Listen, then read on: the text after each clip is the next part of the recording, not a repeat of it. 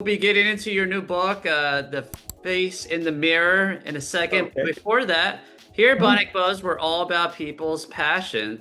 I want to know where your passion to be kind of a creator storyteller come from, because I mean, you've worked on some amazing stuff, like you were the creator of V, Incredible Hulk, Alien Nation, Bionic Woman on television, and I mean, you're just amazing storyteller. Where'd your passion for that kind of came from? Well, it started with directing. That's what I was, and I got into the theater when I was in high school. And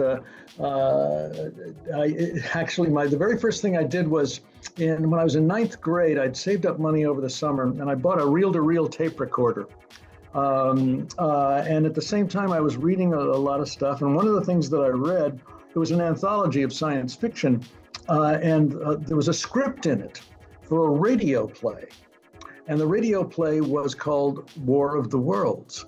And it was the script that Orson Welles had done in 1939 that scared the pants off of everybody, because Yeah. if you tuned in 30 seconds too late, you thought it was a regular evening broadcast. Howard Koch wrote the script, and it's a brilliant piece of work. And I said, "Oh, this is cool. I got a radio play in my hand. I got a tape recorder, and I got a bunch of my ninth grade friends together, and we started and we put together our version of War of the Worlds. I reserved the Orson Welles role for myself, of course, and we put it together, and it was a pretty. And I took it in and played it for one of my teachers in school, and she said, "Oh, we got to play this for all the classes." And so we did do that, and so pretty soon in school I got to be known as the drama guy. It was a small high school in Maryland, public school.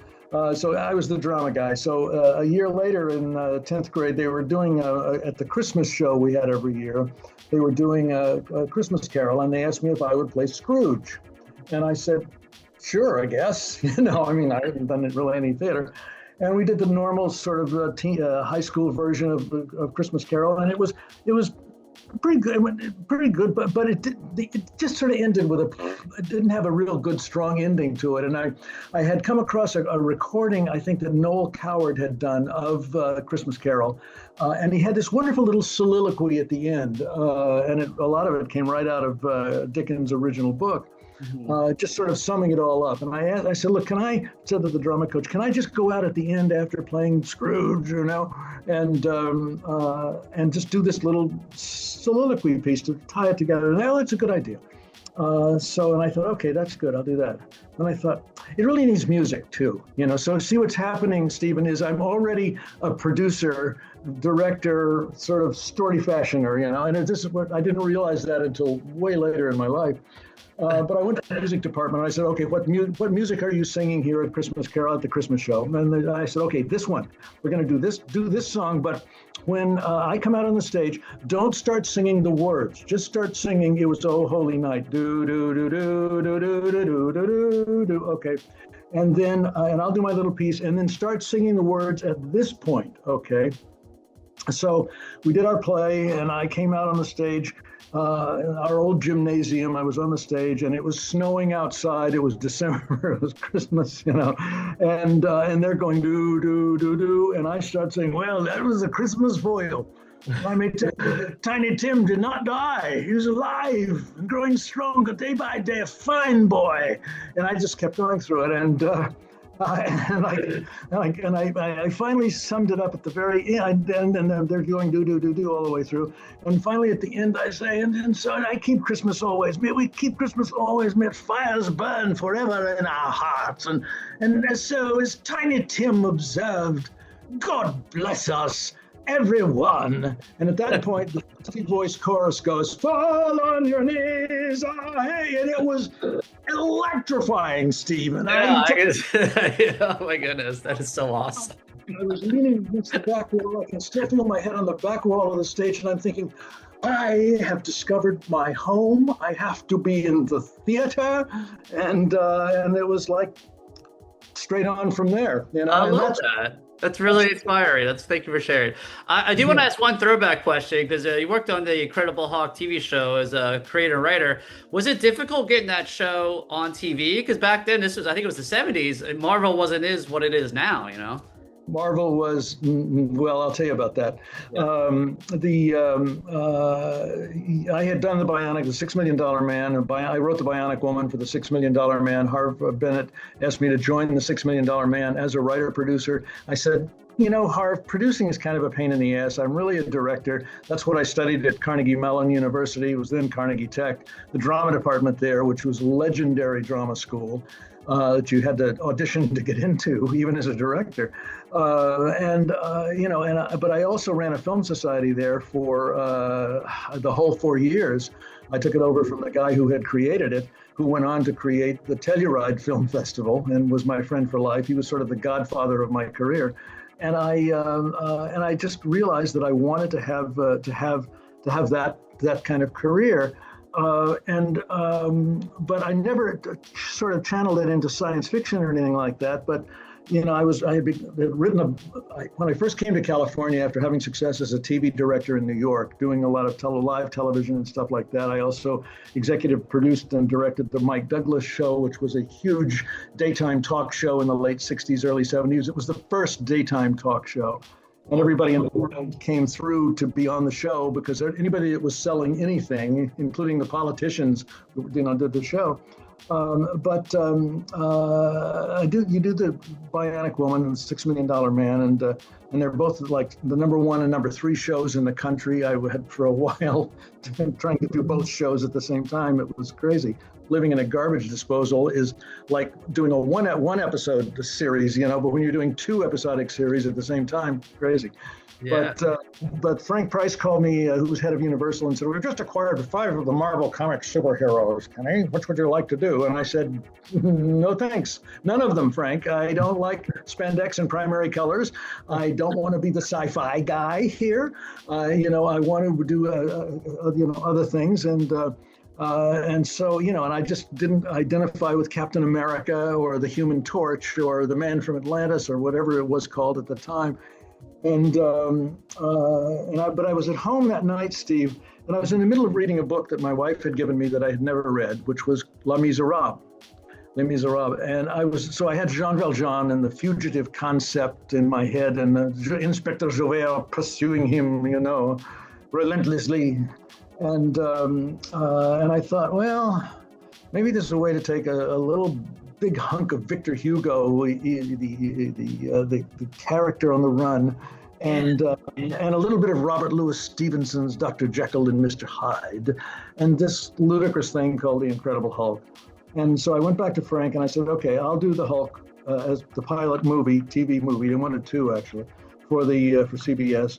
But it's got to be my casting. I didn't want some actor that didn't have the chops pushed down my throat. Yeah. So I had to make sure I controlled the casting. And I said, and you got to agree on what I'm going to do here. It's going to be an adult piece, a psychological drama based on Greek tragedy, about how the Greek hero brings down the curse upon himself and then has to deal with it, because he's tampered with the things better left to God. The gods don't like it when you do that. Yeah. And so it's going to be an adult drama. It's not going to be a kids show, like that. So and they absolutely left me alone. I wrote the script. I contacted Bill Bixby, who I had in mind from the very beginning, because of a performance I'd seen him do where he was just amazing. And he was a big TV star, and I knew that would bring a level of class to the project that would draw in a larger than kiddie kind of comic book audience, because I wanted to get as far away from the comic book origins as I could. That's why I changed his name from Bruce to David. Because comic book names are always alliterative. Clark Kent, Lois Lane, Lex Luthor, Peter Parker, Bruce Banner, all it just, I said, no, it needs to have a real name that sounds real and not alliterative, which immediately kicks you back to the comic book, because I just wanted to get away from the comic book as far as I could. I had a big battle with Stan. One of the battles I lost with Stan, I only lost very few, was, why is he green, Stan? because that's the color of envy. And what is he, the jealous Hulk? Is that what he really is? What? There was no logical reason that he was green. It was just an easier color to print consistently, it turned out. And Stan said, green, and I went, But when I was we had a big birthday party that the industry did in 2017 for Stan. It was just a few months before he died, actually, and I think his 92nd or 94th birthday, maybe. And he asked me to be on stage with him. And it was wonderful because we'd been pals for all of those years. But it was particularly wonderful because he said to that big 2,000 people from Hollywood industry sitting in the audience, he said, and he was holding my hand when he said it, the Incredible Hulk was the first Marvel character that broke out. It was the first one that really started and this is what Stan said to everybody, that our success and the way we handled the show of the series of the Incredible Hulk was what kickstarted and jump-started in what became the entire Marvel universe. Yeah. And it was, very, very, I'm very proud of that. Very flattering. Congratulations, and thank you from all Marvel fans. I appreciate that. I'm delighted. I'm delighted it's turned into such an industry, and delighted that Stan had such an extraordinary. Well, he was a wonderful human being too. Stan was an incredible humanist, and I had the pleasure to interview him a couple of times, and it was never old. Every time I got to interview him. No. He's right, and he's right there in the moment with you. Yeah.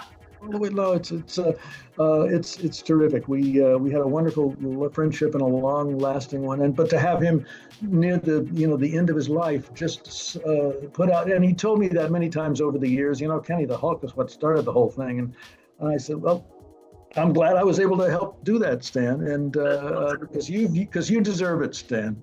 That's amazing. Well, let's get into your new book now, The Face in the Mirror. Tell us what it's about. Let's see. It's about 300 pages. No, it's about 207 pages. No, it's a story that on the surface, it's a metaphysical mystery thriller, basically. Designed to draw people into the concept of somebody having to live in a nightmare, which is what it's the core of it. It's about a young med student in New York City. He's an orphan. He's had to work his way through college and really work hard to do that. And he's a good student, a good kid. He's got a wonderful girlfriend that is clearly dedicated, and they are to each other. But he's struggling to make ends meet, and he also tends to have a little bit of a stutter when he's nervous or something like that. And I can relate. I can get like that. A lot of people can, but in this case, it's a particularly important element.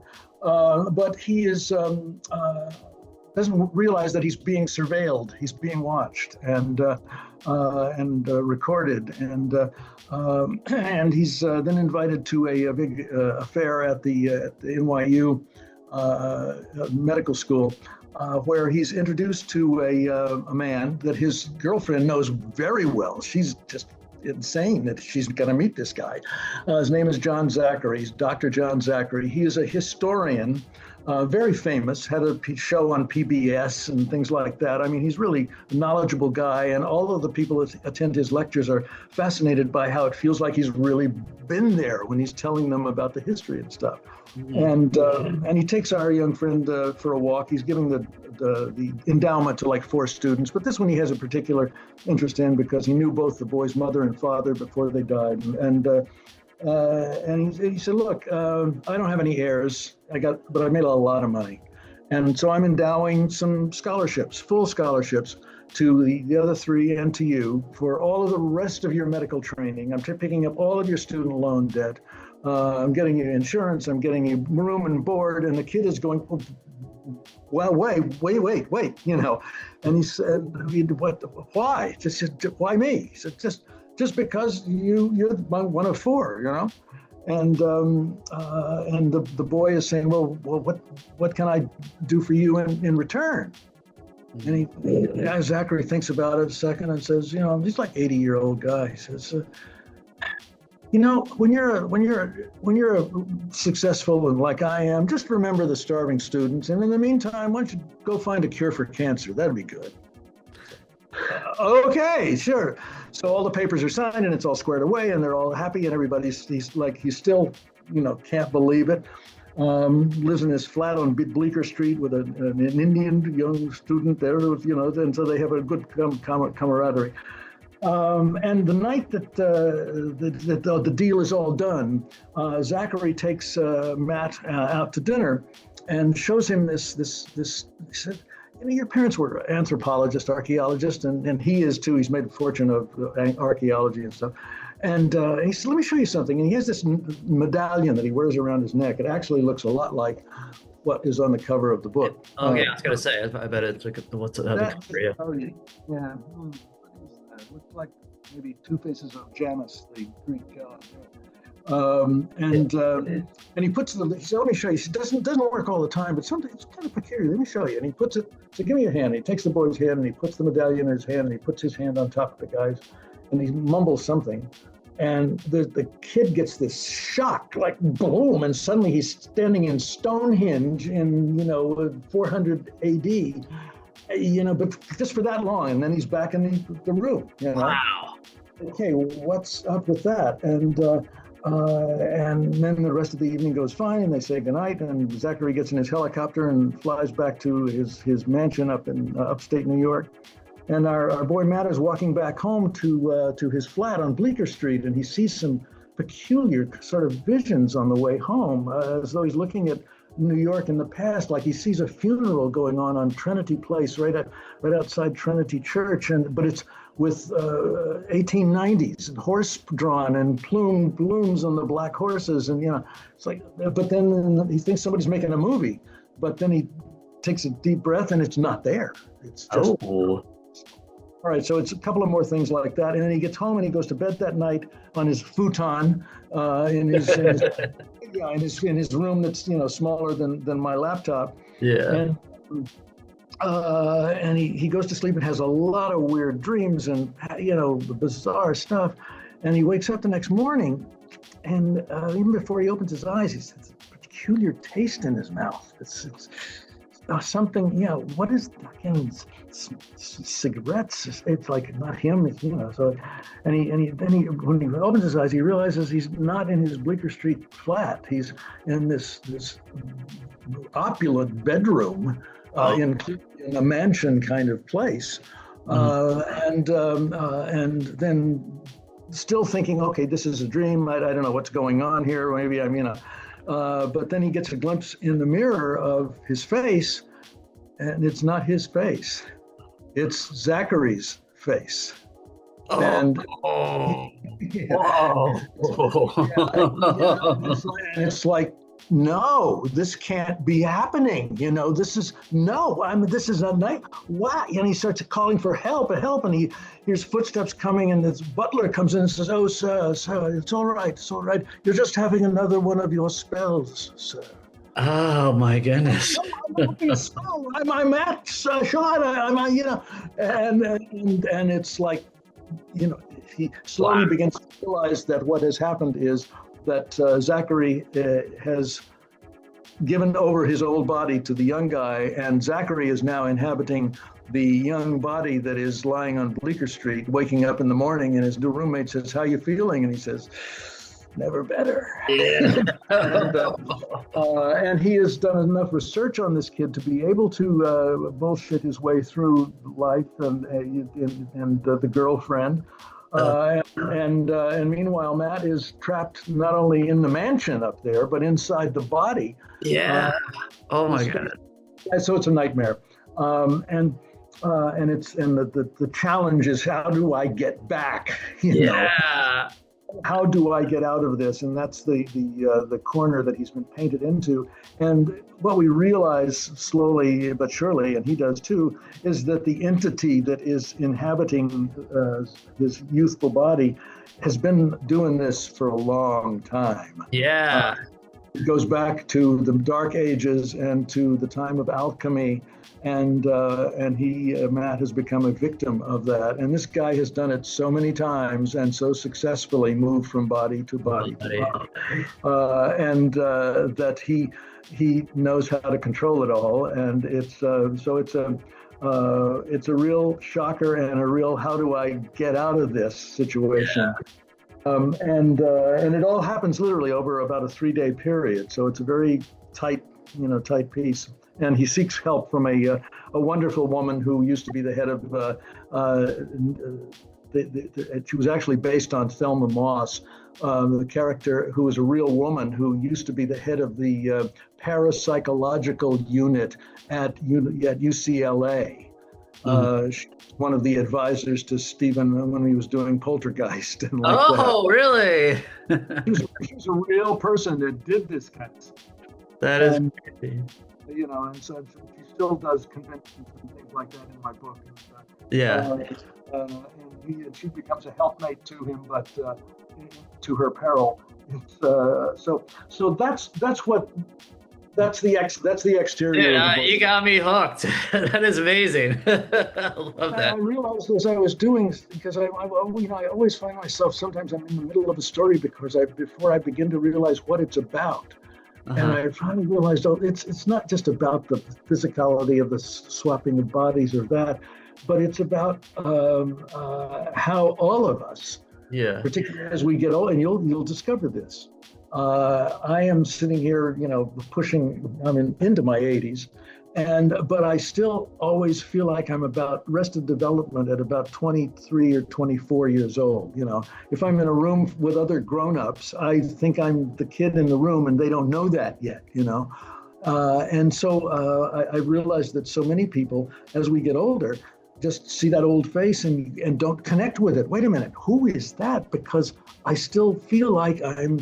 I had a 101-year-old uncle who just died a year or so ago, who, when I was sitting with him the last time, he said, Kenny, I still feel like I'm like 23, 24 years old, and I don't get it. I don't get it. So it's sort of makes us thoughtful, I hope, about appreciating life while we are living it. I even use the quote from Our Town, where Thornton Wilder had his leading lady say, who had been given the gift of living one day over again after she had died. And she says to him, doesn't anybody appreciate life while they're living it every minute? And the stage manager says, no. So true. The saints and the poets, maybe they do some, but basically no, they don't. Yeah. And so that's part of the theme that runs through the book is seizing the moment. I love that. Well, thank you for sharing, and I'll have the links down below for your website and the books. Great. And keep up the amazing work, and let's talk down the road, all right? Okay, Steve, I appreciate it. Thanks so much for your interest, my boy.